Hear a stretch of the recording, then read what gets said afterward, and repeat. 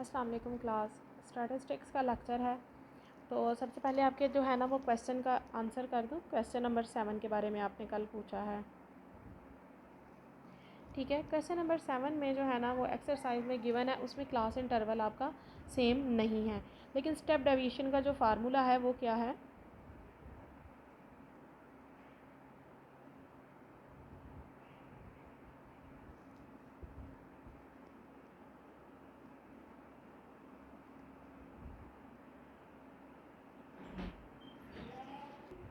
For the group data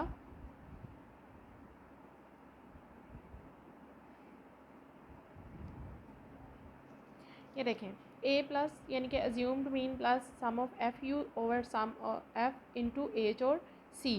अब class interval आपने जब लेना था ना वो ये था एज,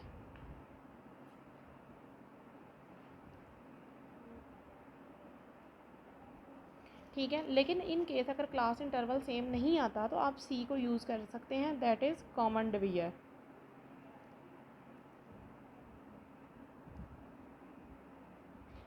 मतलब जो आपके पास क्लासेस गिवन है उनकी अपर या लोअर बाउंड्रीज हैं वो सारी किसी एक कॉमन डिवीजर पर डिवाइड हो सकती हैं। और आई थिंक सो कि क्वेश्चन नंबर 7 में जहाँ तक मुझे याद आ रहा है जो आपके पास डाटा 7 गिवन है वो आपका आई थिंक 5 पर डिवाइड हो सकता है सारा। तो आप 5 को जो है ना वो उसमें यूज़ कर सकते हैं फार्मूला में, और उसको करेंगे तो इंशाल्लाह आपका क्वेश्चन जो है ना वो सॉल्व हो जाएगा।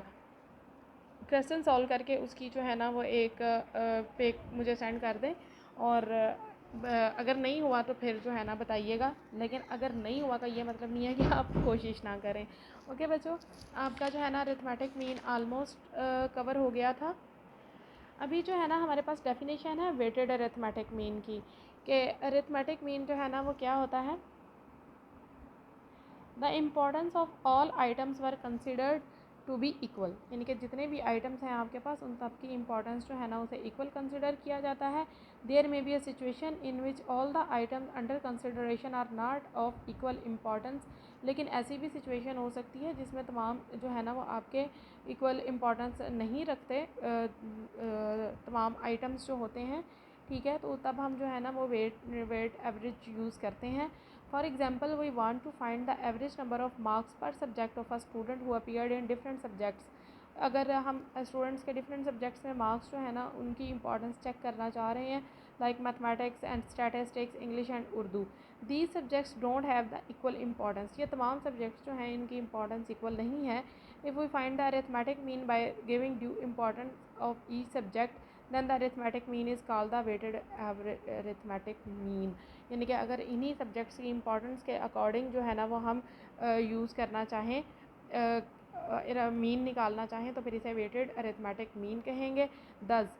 इसकी ये डेफिनेशन है आगे, the arithmetic mean computed by considering relative importance of each item is called the weighted arithmetic mean. यानी कि अरिथमेटिक मीन को जो है ना वो अगर रिलेटिव इंपॉर्टेंस के लिहाज से कंसिडर किया जाएगा तो इसे वेटेड अरिथमेटिक मीन कहेंगे। ये इसका फार्मूला है, X bar is equal to sum of W X over sum of W. Okay, अब ये इसकी एग्जांपल है। एग्जाम्पल में देखें, English, Urdu, maths, stat and Pak studies, ये टोटल सब्जेक्ट्स हैं। नेक्स्ट उनके मार्क्स गिवन हैं आपके पास 40, 50, 60, 80 एंड 45। देन उनका वेट भी आपके पास गिवन है, ये देखें, अज्यूमिंग द वेट। अब ये क्या होगा, रिस्पेक्टिवली। अभी इस तरह की स्टेटमेंट आपके पास आएगी, एक्चुअली क्वेश्चन में ये टेबल आपके पास नहीं होगा। यहाँ पर है assuming weight 5, 2, 4, 3 and 1 respectively. Respectively का मतलब ये है कि ये जितने सब्जेक्ट जिस तरतीब से आपके पास सब्जेक्ट गिवन है उसी तरतीब से ये वेटेड एवरेज भी उनके पास जो है ना वो आप उन सब्जेक्ट्स को असाइन करेंगे, ठीक है। नेक्स्ट फार्मूला के अकॉर्डिंग हमने डब्ल्यू हमारे पास गिवन है, ठीक है। डब्ल्यू हमारे पास गिवन है, उसका हमने सम ले लेना है, सम ले लिया है। नेक्स्ट जो हमने चीज़ कैलकुलेट करनी है that is sum of W x, ठीक है। हम क्या करेंगे, डब्ल्यू और एक्स के कॉलम को जो है ना वो मल्टीप्लाई कर देंगे, फिर उनका सम ले लेंगे। देन अगेन जो है ना वो सम ऑफ डब्ल्यू एक्स को डिवाइड कर देंगे सम ऑफ डब्ल्यू पर, तो आपके पास weighted arithmetic mean that is 55 जो है वो फाइंड आउट हो जाएगा, ठीक है। सिमिलरली आपके पास एग्जाम्पल नंबर 9 है, उसमें भी स्कॉलरशिप्स के बारे में इंफॉर्मेशन गिवन है। ठीक है, ये थोड़ा सा आपको जो है ना वो समझ के करने वाला है, यानी कि इसमें हर स्टूडेंट की हमने अलहदा से वेट गिवन है, हर स्टूडेंट्स का अलहदा से जो है ना वो मार्क्स गिवन है, तो इसलिए हम हर स्टूडेंट्स को ए बी सी के लिहाज से ही उनका वेट निकालेंगे। सब्जेक्ट है आपके पास mathematics, physics, chemistry and English. Then weight है 4, 3, 2 एंड 1। स्टूडेंट्स है आपके पास, ए स्टूडेंट्स के मार्क्स इतने हैं, बी के इतने हैं, देन सी के इतने हैं। अब हम क्या करेंगे, टेबल को रीअरेंज करेंगे। ठीक है, मार्क्स जो हैं वो उसके एक्स हो जाएगा। डब्ल्यू आपके पास गिवन है, मार्क्स आपके पास क्या है, ये चीज़ जो है ये हमारे पास एक्स है, x of a, then x of b, then x of c. Okay, अब क्या होगा, यहाँ पर हम डब्ल्यू एक्स का कॉलम बनाएंगे जैसे पीछे बनाया था, बट ए का। ठीक है, ए स्टूडेंट के मार्क्स और उनके वेट को मल्टीप्लाई करते जाएंगे। देन बी स्टूडेंट्स के मार्क्स और उनके वेट को मल्टीप्लाई करते जाएंगे। देन सी स्टूडेंट्स के मार्क्स और उनके वेट को मल्टीप्लाई करते जाएंगे।